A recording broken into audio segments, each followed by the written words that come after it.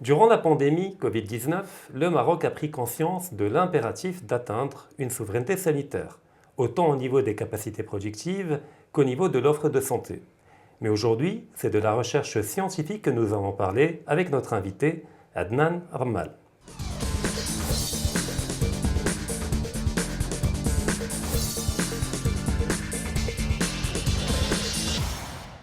Adnan Rammal, bonjour. Bonjour.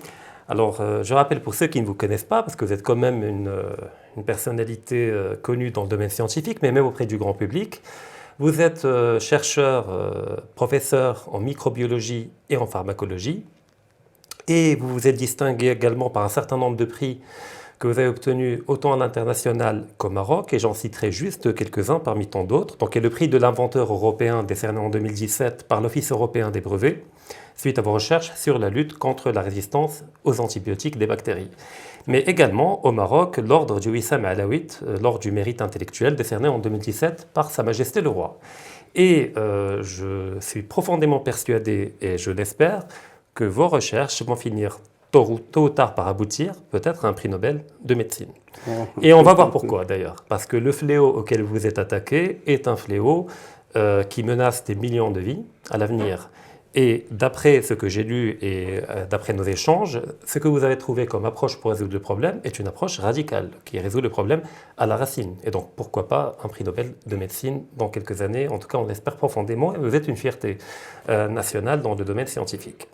Donc votre principale découverte scientifique est l'élaboration d'un antibiotique boosté qui est fondé sur une synergie entre des antibiotiques classiques, amoxicilline, avec des huiles essentielles.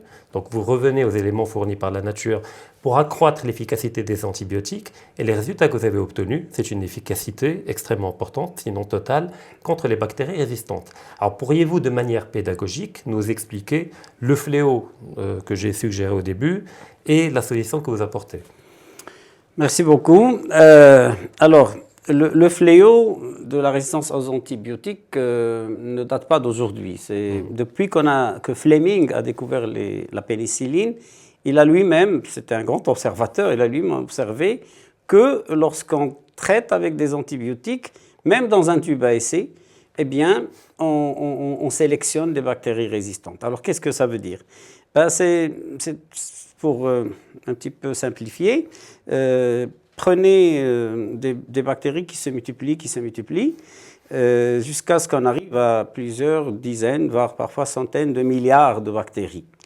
Eh bien, automatiquement, dans ce grand nombre, il y a des mutations. Et pendant les divisions, il y a des mutations. C'est des erreurs dans la réplication qui donnent lieu à des mutations. Voilà, les mutations, ce sont des erreurs de la réplication de l'ADN qui sont inéluctables.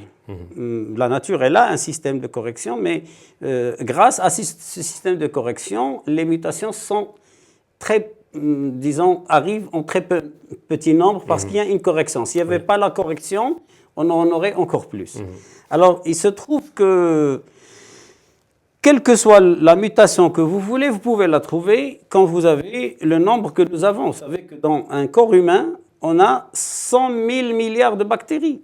D'ailleurs, corrigez-moi si je me trompe, mais j'avais entendu qu'on avait plus de bactéries que de cellules. Exactement. Mais qui nous protègent, notamment. Ce n'est pas que des bactéries mauvaises. Selon le modèle mathématique utilisé, on a au moins 3 fois plus, par rapport à certains modèles, jusqu'à 10 fois plus de bactéries dans notre corps que de cellules humaines. Donc, on est bourré de microbes. Et pour rassurer nos auditeurs, ce sont des bactéries qui sont également nos amis.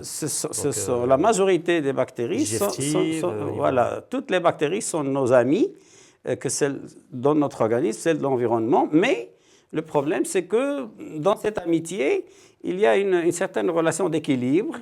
Et c'est-à-dire que dans les bactéries, il y en a qui parfois dépassent leurs limites. Nous avons un système immunitaire qui les bloque. Le problème, c'est que quand ce système immunitaire est déficient, eh ben, ils prennent le dessus. Donc, il y a un déséquilibre qui se crée. Donc, la résistance, pourquoi elle est là? Parce que le système, le mécanisme d'action des antibiotiques est un mécanisme d'action hyper spécifique. C'est-à-dire que l'antibiotique ne va pas agir n'importe où sur la bactérie. Il a un site spécifique avec une structure particulière et c'est là qu'il va rentrer pour tuer la bactérie.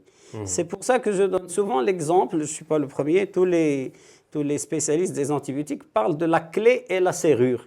C'est comme une clé qui ouvre une serrure très spécifique. Et le problème, c'est qu'avec les mutations, il se passe des petits changements à l'intérieur de la serrure et du coup, la clé ne marche plus. Et la porte ne s'ouvre plus et c'est ça ce qu'on appelle la résistance.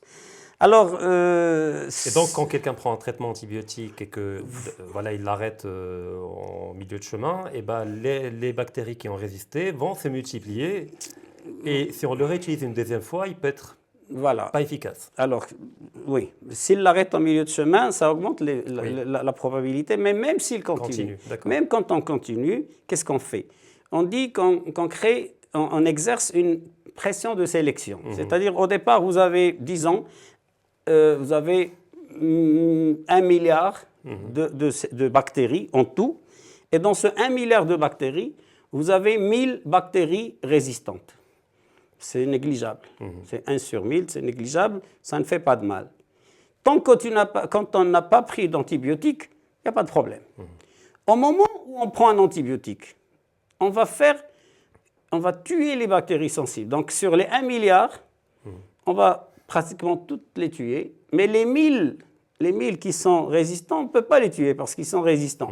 Donc à la fin, on se retrouve, au lieu d'être une majorité de 1 milliard contre une minorité de 1000 résistantes, on se retrouve avec presque une égalité, autant de résistants que de sensibles. On a favorisé les voilà. Et lorsqu'on arrête le traitement, qui est-ce qui va prendre le dessus? Ce sont les résistants. Et on se retrouve à la fin, la situation s'inverse. C'est les résistants qui deviennent 1 milliard et les sensibles qui deviennent 1 million. Et l'antibiotique devient inefficace. Et l'antibiotique devient inefficace. Et voilà, donc c'est comme ça qu'on sélectionne des bactéries résistantes à chaque fois qu'on traite avec les antibiotiques, que ce soit chez l'homme ou chez l'animal, ou même dans le sol quand on traite les plantes. Et puis il y a beaucoup de médecins et de chercheurs qui pointent du doigt le fait que le recours systématique à l'antibiotique pour tout et n'importe quoi aggrave ce phénomène. Parce qu'aujourd'hui, le premier réflexe, dès qu'on a un rhume, même si c'est un virus, les gens vont aller prendre un antibiotique.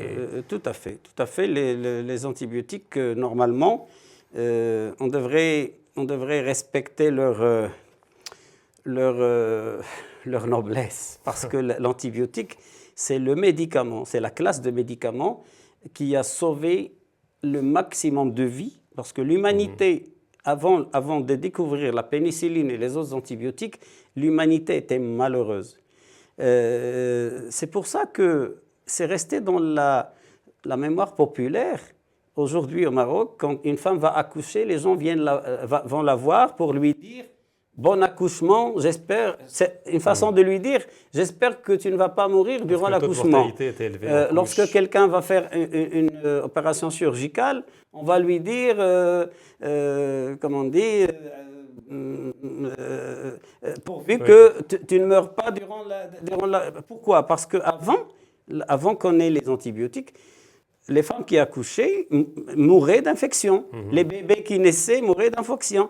Les gens qui devaient faire des opérations chirurgicales, ils avaient 50%, voire plus, de chances de mourir d'infection parce qu'il n'y avait pas d'antibiotiques.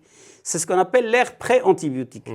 Et depuis qu'on a découvert, donc bien que maintenant on a découvert les antibiotiques, les gens accouchent sans risque, disons, mais c'est resté dans la mémoire populaire. Cette peur est restée ancrée. Cette peur est restée. Peut-être tant mieux.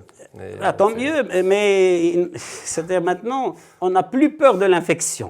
On considère que l'infection, c'est rien. Mais on continue à dire, alhamdoulilah, al-salama, tu as fait une opération. Donc, parce qu'avant, c'était grave. Alors, depuis qu'on a découvert les antibiotiques, la pénicilline et autres, d'abord, les gens ne meurent plus comme avant, tant mieux. Et en plus, les médecins, ils ont pu faire des choses qu'ils ne pouvaient pas faire avant. Maintenant, on fait des transplantations d'organes. Vous pensez qu'on aurait pu le faire quand il n'y avait pas d'antibiotiques? Ce n'était pas possible. On fait de la neurochirurgie, microchirurgie au niveau du cerveau, au niveau du cœur, etc. Voilà, donc c'est grâce aux antibiotiques que maintenant, on peut traiter les gens qui ont des déficiences immunitaires pour des raisons diverses. Donc, grâce aux antibiotiques, la médecine a fait des pas de géant en matière de développement technologique et développement de la médecine. De vie et de confort. Voilà. Alors si demain on perd ce médicament noble et important, eh ben, on va retourner à l'ère ce qu'on appelle post-antibiotique, qui ressemble à l'ère pré-antibiotique. On ne pourra plus faire de transplantation, on ne pourra plus faire de neurochirurgie. On aura encore des femmes qui meurent parce qu'ils ont accouché ou des bébés qui meurent à la naissance, etc., à cause des infections. Donc, il faut, je pense que même M. Lambda, qui n'a pas fait d'études en médecine ou en biologie, etc., si on lui explique à quel point l'antibiotique est précieux, et il faut le respecter, le vénérer, à ce moment-là, il ne demanderait plus à avoir des antibiotiques pour tout et n'importe quoi. Peut-être plus simplement d'interdire de vendre des antibiotiques sans prescription médicale. Parce que là, les gens font de l'automédication, ils vont acheter de l'antibiotique à la pharmacie. Peut-être qu'il faut passer par un médecin et que le médecin jugera de la pertinence ou non de... ça peut être une manière comme une autre. En attendant de sensibiliser les gens. Tout à fait d'accord avec vous sur ça. Et donc, quelle a été votre approche pour résoudre ces problèmes des bactéries résistantes qui sont sélectionnées par un usage excessif des antibiotiques? Alors, vous savez, moi, je ne suis pas médecin. Je suis un scientifique, biologiste. Disons, à l'échelle biochimie, biologie moléculaire, pharmacologie moléculaire. Et donc, je suis plus quelqu'un qui a été formé pour faire de la recherche fondamentale, pas pour faire de la recherche appliquée. Et donc, quand on fait de la recherche fondamentale comme ça, on va toujours chercher les mécanismes. On ne voit pas les aspects extérieurs, on cherche vraiment à comprendre sur le plan fondamental comment ça marche.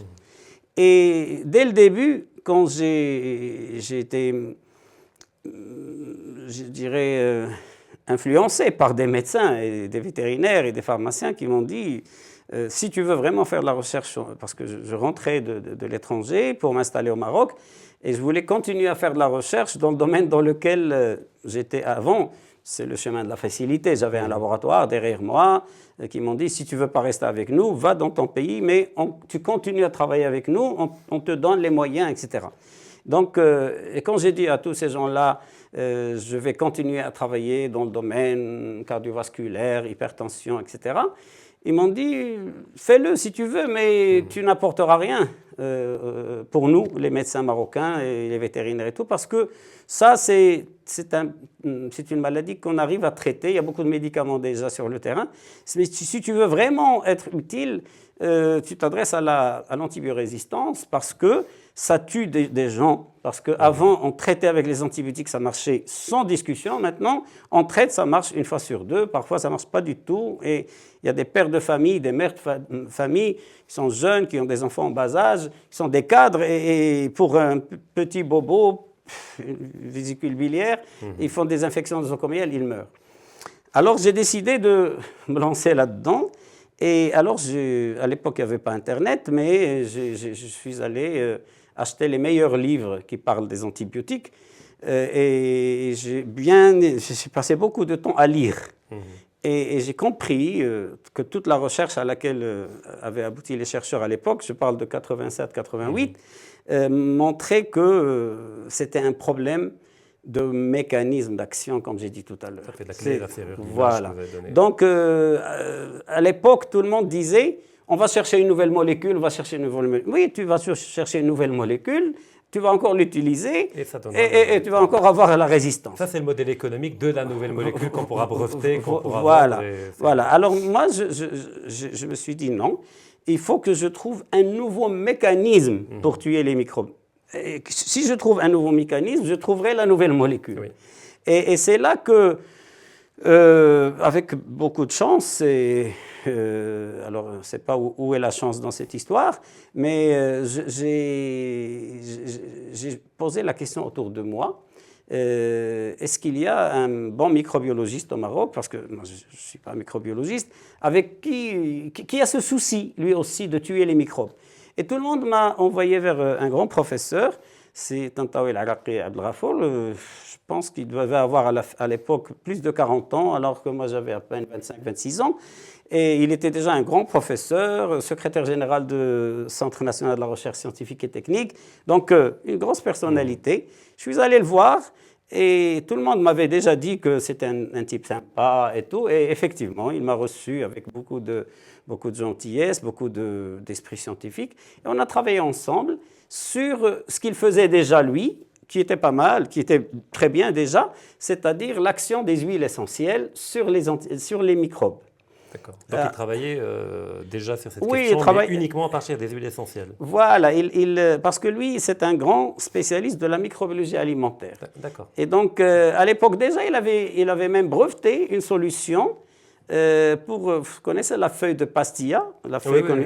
Eh bien, un industriel qui a acheté une machine pour faire la feuille de pastilla à l'échelle industrielle, mais quand il l'a stockée, même dans le frigo, il y avait des moisissures. Oui. Donc, il lui a mis dans la feuille de pastilla des huiles essentielles de cannelle, parce que la cannelle, c'est un ingrédient du pastilla. Et il a pu diminuer ou ralentir l'apparition de ces... Donc, il avait déjà commencé à faire des applications, mais dans le domaine agroalimentaire. Moi, j'aime bien l'agroalimentaire, mais moi, j'ai fait ma thèse à l'hôpital Necker. J'étais entouré de médecins, de pharmaciens. Mon cerveau, il est formaté médecine. Donc, je tirais vers la médecine. Et effectivement, ensemble, avec ces Tantawi, nous avons déjà révolutionné la méthode utilisée pour traiter les microbes par les huiles essentielles. Parce que tous les gens qui travaillaient dans le monde, aux États-Unis, en Europe et ailleurs, pour travailler sur les huiles essentielles, pour tuer les microbes, ils sont obligés de disperser les huiles essentielles dans le milieu de culture. Or, le milieu de culture, c'est de l'eau. C'est de l'eau plus des ingrédients. Et les huiles ne sont pas dispersibles dans l'eau. Alors, pour les disperser, ils rajoutaient soit de l'alcool, soit du détergent, comme du savon. Et moi, j'arrive et je dis non, c'est pas possible, parce que ce qu'on voit, ce n'est pas l'action des huiles essentielles et seule, c'est l'action des huiles essentielles et le détergent. Oui. Alors, j'ai mis au point une méthode sans détergent, sans alcool, où j'ai juste augmenté la viscosité du milieu avec une substance inerte qui s'appelle l'agar-agar, qu'on utilise de toute façon en microbiologie. Et en faisant ça, j'ai réussi à disperser les huiles essentielles de façon homogène dans le milieu de culture. Et là, la belle surprise, c'est qu'on a eu une activité antimicrobienne multipliée par 100.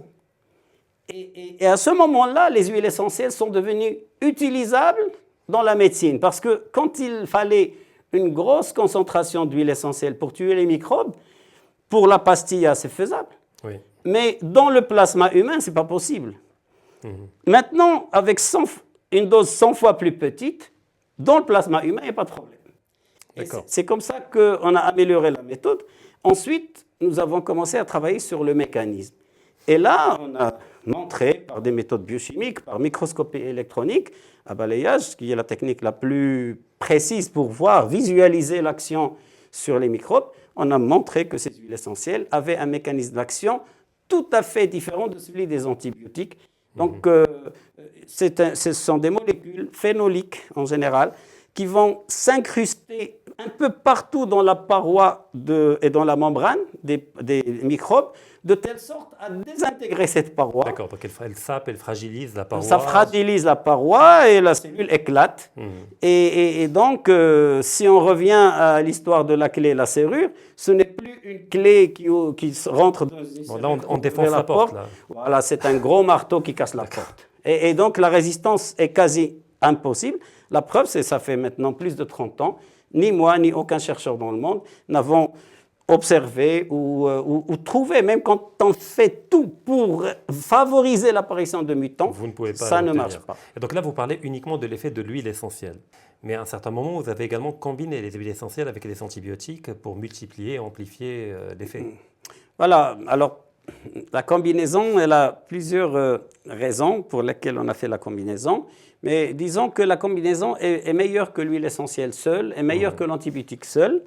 dans le sens où ça ne marche pas avec toutes les combinaisons, mais nous, on a testé toutes les combinaisons, on a sélectionné la meilleure.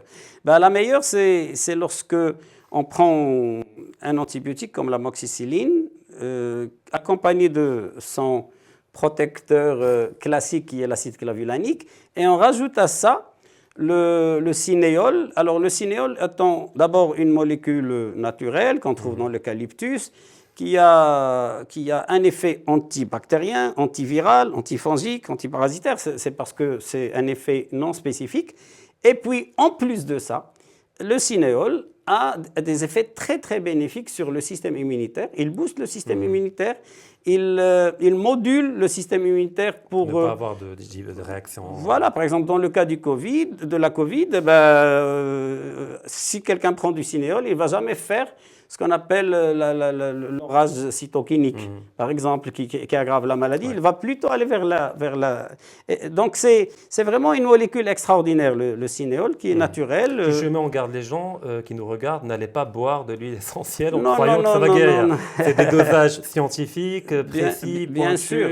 Il y a à la rigueur au Maroc, on n'en a pas, mais partout dans le monde, on a des capsules de cinéole qui sont vendues en pharmacie avec un dosage. On vous dit, vous prenez 2, vous prenez 3 par jour. Mais s'amuser à aller prendre n'importe quelle huile essentielle. Vous brûlez la gorge, l'estomac, c'est très toxique à haute dose. Il suffit de dire à quelqu'un qu'une goutte d'huile essentielle, n'importe laquelle, c'est l'équivalent de 500 grammes jusqu'à 5 kilos de plantes. Oui. Alors, s'il est capable de manger 500 grammes de za'atar ou d'eucalyptus ou 5 kilos de nana, il peut prendre une goutte. Oui. Si c'est que ce n'est pas possible de prendre un demi-kilo de nana ou un demi-kilo de za'atar, alors qu'ils ne prennent pas une goutte d'huile essentielle sans que... Donc, c'est bien de le rappeler. Parce que oui, tout à fait. Parce que les huiles essentielles, c'est un concentré. C'est un concentré. Donc, vous savez, pour faire... 3 kilos d'huile essentielle, il faut parfois 1,5 tonne de plantes. Distillées. Ça, c'est pour les plantes qui donnent beaucoup d'huile. Il y a des huiles où il faut 1 tonne pour avoir 500 grammes. D'où le fait que ça coûte cher, l'huile essentielle. C'est pour ça. C'est pour ça que ça coûte cher. Donc, l'association, en fait, que nous avons faite, nous-mêmes, on était étonnés quand on a vu le résultat. Et je suis allé voir des chimistes. Expliquez-moi comment ça se fait.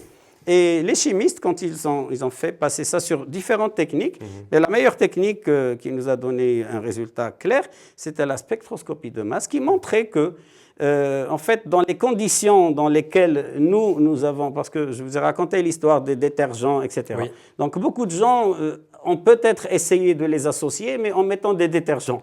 Quand on met des détergents, ça fausse tout.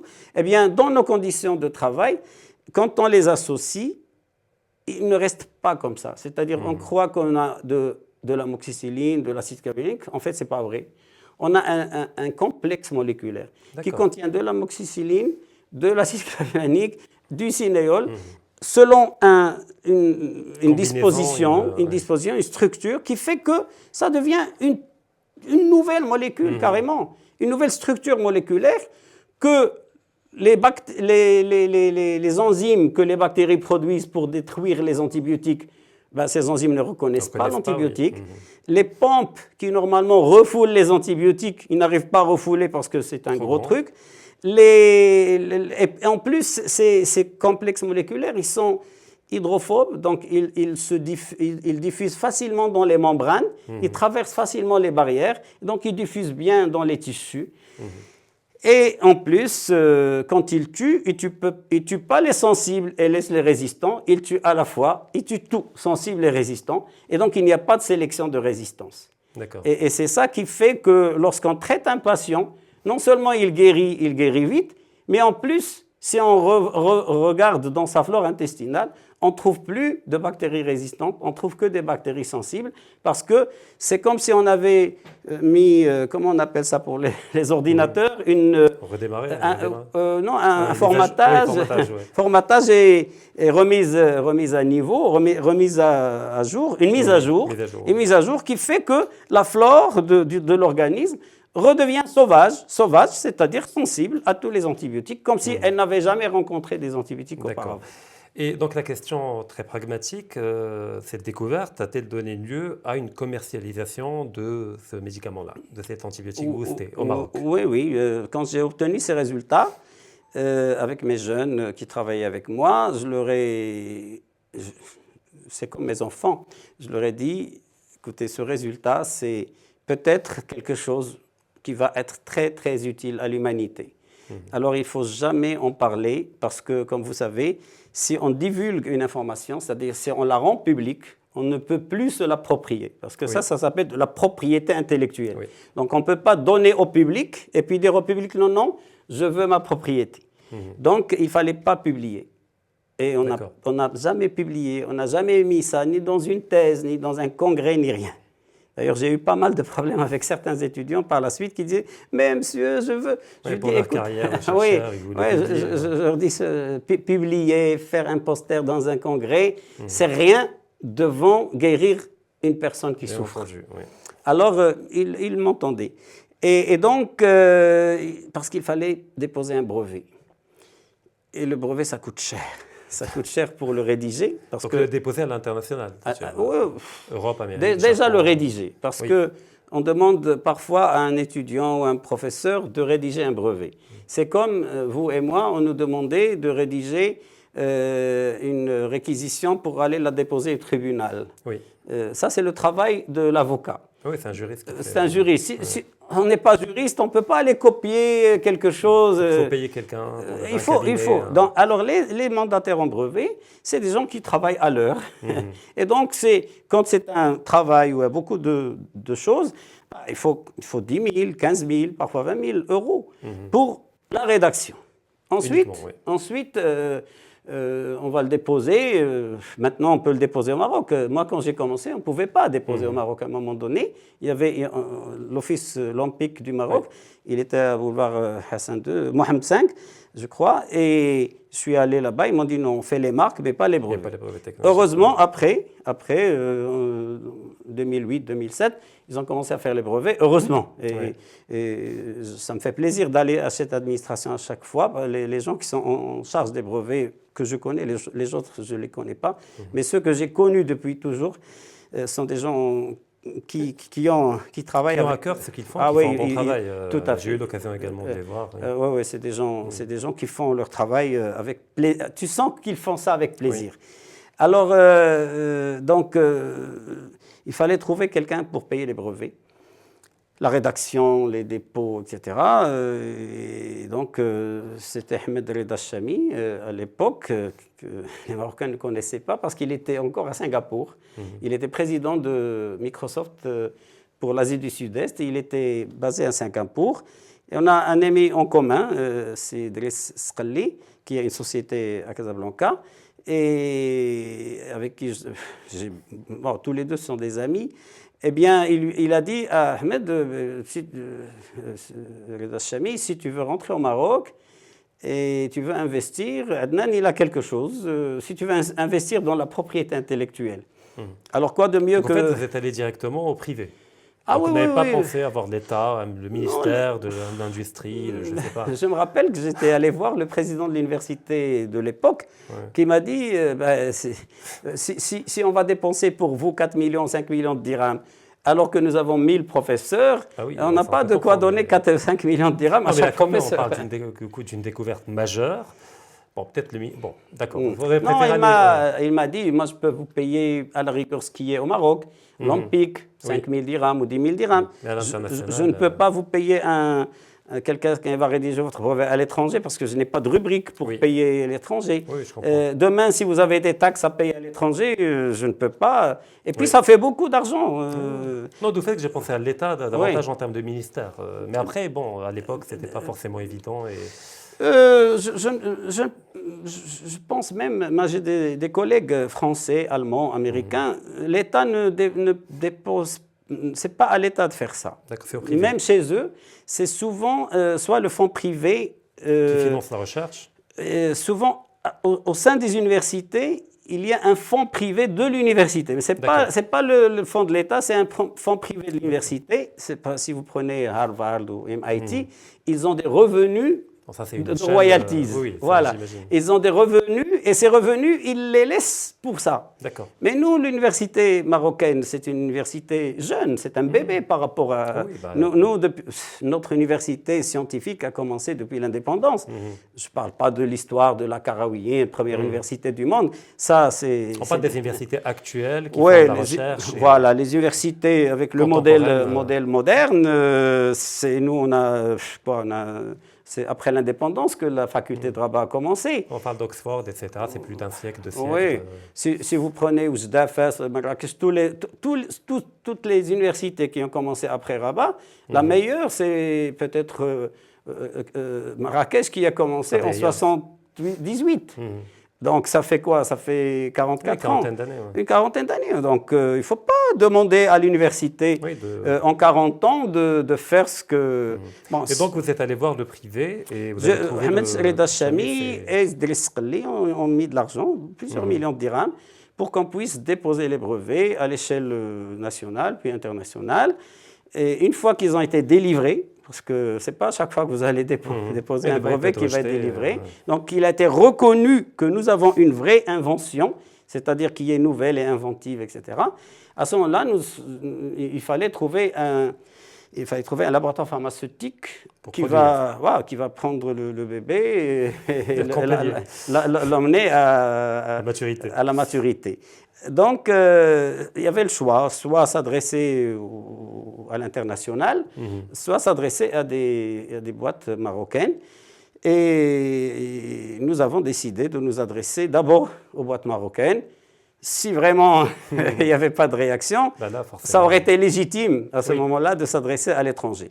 Heureusement, en fait, j'en avais juste parlé à un de mes anciens professeurs, à Necker, qui a tout de suite appelé un copain à lui qui était dans une Big Pharma.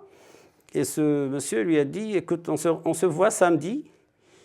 Et dis à Adnan que, vu ce que tu me dis, etc., il va falloir qu'on lui fasse une nationalité. Il a flairé Voilà, parce qu'il connaît son copain et son copain me connaît. Il m'a dit, si tu es aussi sûr de ton copain Adnan, moi, je lui dis d'abord, tout de suite, que premièrement, il va devoir changer de nationalité parce qu'on ne peut pas déposer le brevet en France s'il n'est pas français. Mais ça, on s'en charge. Et puis, il a parlé, à l'époque, c'était encore le franc français, il lui a parlé de kilomillions de francs. Et je n'ai pas attendu le samedi. Le jeudi, j'étais au Maroc. Parce que j'ai senti que j'étais en train de trahir le Maroc. Et peut-être de trahir l'humanité. Oui. Parce qu'ils vont non, mais surtout le Maroc, parce que qu'est-ce que c'est que de travailler dans un pays, et une fois que tu trouves quelque chose d'intéressant, d'aller le donner à un autre pays. Pourquoi? Pour gagner à l'échelle personnelle. Moi, à l'échelle personnelle, de toute façon, je n'étais pas dans le besoin. J'avais un salaire, j'avais une situation. Donc, bref, je me suis sauvé. J'ai appelé mon professeur, mon ancien professeur, je lui ai dit, écoute, j'ai une urgence au Maroc, je rentre, je reviendrai plus tard. Et puis, j'ai coupé. Parce que la tentation était importante. Et donc, au Maroc, j'ai été voir le président, à l'époque, le président de l'association marocaine de l'industrie pharmaceutique, l'AMIP, qui était donc Zenfali, Adil Zenfali, qui a une société qui s'appelle Genpharma. J'ai passé une journée de Ramadan avec lui. Il m'a lâché un quart d'heure avant la rupture du jeûne. Et il m'a dit, écoute, tu as sûrement quelque chose de très, très, très intéressant, mais moi, je suis trop petit pour t'accompagner. Et il m'a dit, on a 2 grands au Maroc, tu vas les voir. Si ça marche, c'est très bien. Si ça ne marche pas, va voir à l'étranger. Alors, je suis allé voir les 2 grands, c'est-à-dire Copper Maroc, Jawad Cheikh Lhlou, grand patron, grand monsieur de l'industrie pharmaceutique, et puis Haj Omar Tazi, patron de Sotema.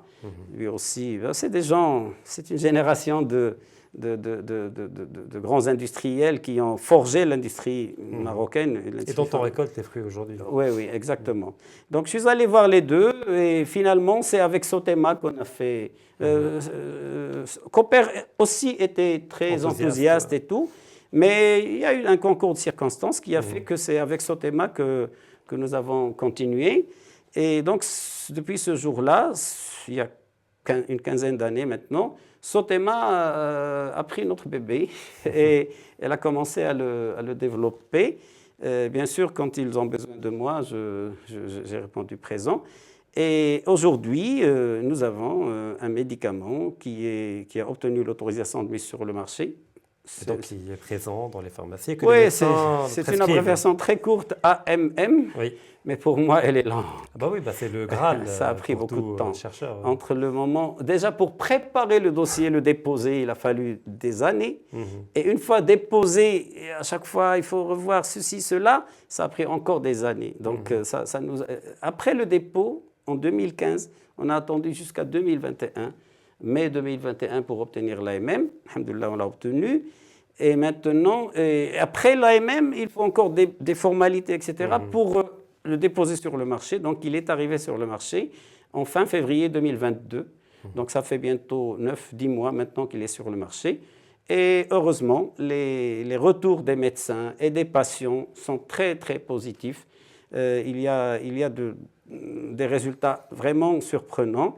Et sur les infections pour lesquelles il est prescrit dans l'AMM, et il y a maintenant des médecins étrangers qui ont entendu parler du médicament, qui se sont débrouillés pour l'avoir au Maroc, l'emmener chez eux et le donner à leurs patients dans des infections beaucoup plus graves que ce que nous voyons. Et ils m'appellent pour me dire votre médicament donne des résultats qu'on n'a jamais vus auparavant, etc. Est-ce que Sotema l'exporte à l'étranger ou c'est limité au marché marocain pour l'instant? Alors, l'AMM du Maroc est là. Mais il faut l'AMM de l'Union européenne. Il y a un enregistrement pour le moment au Sénégal, je crois en Côte d'Ivoire, parce que Sotema, elle est présente dans ces pays. Elle a déjà des usines là-bas et tout. Et il y a des demandes pour aller l'inscrire, pas par Sotema, mais par d'autres personnes, parce que Sotema ne peut pas couvrir le monde entier. Il y a des demandes pour l'inscription en Europe, il y a des demandes pour l'inscription au Moyen-Orient, au Canada. Mais c'est, vous savez, un médicament, quand il sort sur un marché, et les gens regardent de loin. Parce qu'ils disent, oui, d'accord, la preuve scientifique est là, la preuve médicale est là, à travers les essais cliniques. Maintenant, on va voir la preuve de concept commercial. Est-ce que les médecins vont l'adopter? Est-ce que quand les médecins vont le prescrire, ils vont voir de bons résultats pour continuer à le prescrire? Je crois que maintenant, tout ça, c'est acquis et on commence à avoir des demandes de l'étranger. D'ailleurs, on voit, parce que j'ai parlé de souveraineté sanitaire, on peut parler également de souveraineté économique. Vous êtes la preuve vivante que pour l'atteindre, il ne suffit pas de la décréter politiquement, mais il faut également qu'il y ait des gens, en l'occurrence des scientifiques patriotes, engagés et capables de faire des sacrifices pour apporter leur pierre à l'édifice. Et on espère avoir d'autres mal dans les différents domaines. Malheureusement, on n'a pas le temps d'aborder tous les aspects de la chose. Alors, une dernière question. Sur quoi êtes-vous en train de travailler actuellement et doit-on s'attendre à de futures découvertes? Alors, sur quoi je travaille sur Olipen, ce médicament qui est sur le marché. Je travaille d'abord pour faciliter que les gens le prennent parce qu'aujourd'hui, il est sous forme de poudre et il faut mettre la poudre dans l'eau et la boire. Et pour certaines personnes, ça fait un peu fort, surtout avec les huiles essentielles. Oui. Donc, je suis en train de travailler sur la forme comprimée. Je crois que c'est acquis. Beaucoup de médecins me disent, les médecins réanimateurs me disent, nous on a des patients qui ne peuvent pas avaler. Il faut injection donc il faut soit des injections intramusculaires, mais faire plusieurs injections intramusculaires, c'est pas pratique. Donc ils veulent faire des intraveineuses. Donc je suis aussi en train de travailler sur le... Donc de décliner le mode de prise. Voilà, donc ça c'est le côté pratique du médicament. Deuxièmement, je suis en train de voir sur le plan fondamental, parce que oui, vous êtes chercheur à la base. je reviens à la recherche fondamentale, parce que les médecins me rapportent des choses qui montrent que le bon sens scientifique, je suis obligé d'émettre l'hypothèse que ce médicament agit sur l'immunité. Donc maintenant, positivement sur l'immunité.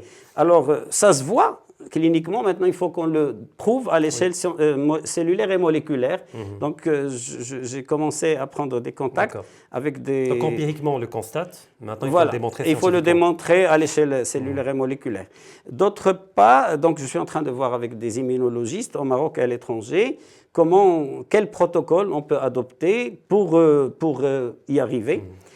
Deuxièmement, on voit des choses sur le microbiote, aussi bien le microbiome intestinal que pulmonaire, que nasal, que buccal. Voilà, donc il y a maintenant la notion de microbiome, c'est-à-dire c'est des analyses fines, génétiques, traitées par bioinformatique, par des ordinateurs. S'il n'y avait pas les ordinateurs, on ne pourrait pas le faire. C'est l'intelligence artificielle également. Voilà, c'est surtout beaucoup de bioinformatique. Et donc là, on va analyser les gènes des microbes pour voir est-ce que lorsqu'on prend ces antibiotiques, est-ce qu'il va agir sur des types de microbes et pas plus sur un type que sur un autre. C'est normal parce que la sensibilité n'est pas la même pour tous les microbes. Et surtout, on va voir ce qu'on appelle le résistome, c'est-à-dire les gènes de résistance, parce que la résistance, elle a des gènes de résistance connus. Eh bien, on va voir qu'est-ce qui se passe dans le pool de gènes de résistance, parce que comment ça se fait que quand on traite avec les antibiotiques classiques, on a une augmentation de la résistance derrière le traitement, alors que là, on a une diminution de la résistance. Donc, cette diminution de la résistance, on veut la voir à l'échelle génomique, donc à l'échelle du microbiome, mais aussi à l'échelle du résistome. Donc ça, c'est le côté fondamental. En tout cas, c'est prometteur. Non, oui, pour moi, je suis comme, tu savais, le chercheur, comme les soufis, parlent beaucoup de hashisha. D'accord? Donc, c'est une addiction. La recherche, c'est une forme d'addiction. C'est une belle addiction qui prend beaucoup d'argent. Souvent, ma femme, des gens disaient à ma femme, qui est elle-même une très bonne chercheuse, ton mari, il dépense beaucoup d'argent pour la recherche. Il pourrait acheter une maison, il pourrait acheter une voiture meilleure que ce qu'il a. Et quand elle me disait ça, j'ai dit, tu leur dis, mon mari, il dépense son argent dans sa hashisha à lui. C'est ça, c'est son addiction à lui, etc. Et puis il la dépense également pour vous, si vous tombez malade. Oui, voilà. Pas avec sa voiture qu'il va vous guérir, mais c'est avec l'antibiotique qu'il va développer. Exactement. Donc, voilà. Maintenant, l'autre côté, c'est que je travaille avec ces médecins étrangers dont j'ai parlé pour démontrer que cet antibiotique, il est capable de soigner les infections fréquentes, les angines, l'infection urinaire, etc. Mais il est aussi capable de soigner des infections plus graves, des infections chroniques, etc., pour lesquelles il n'y a pas de traitement du tout et qui, apparemment, d'après ce qu'ils ont vu, c'est très prometteur. Il y a aussi beaucoup de médecins qui me disent ce médicament, il est très efficace pour les patients Covid et pour les patients, pour la grippe et pour d'autres maladies virales. Docteur Adnan Bonmal, en tout cas, merci infiniment pour votre présence, d'avoir accepté notre invitation et pour toutes les réponses que vous nous avez données. Et j'espère vous revoir très prochainement pour de nouvelles découvertes. On en parlait tout à l'heure. Et je remercie également tous nos spectateurs pour nous avoir suivis et je leur donne rendez-vous pour un nouvel épisode la semaine prochaine.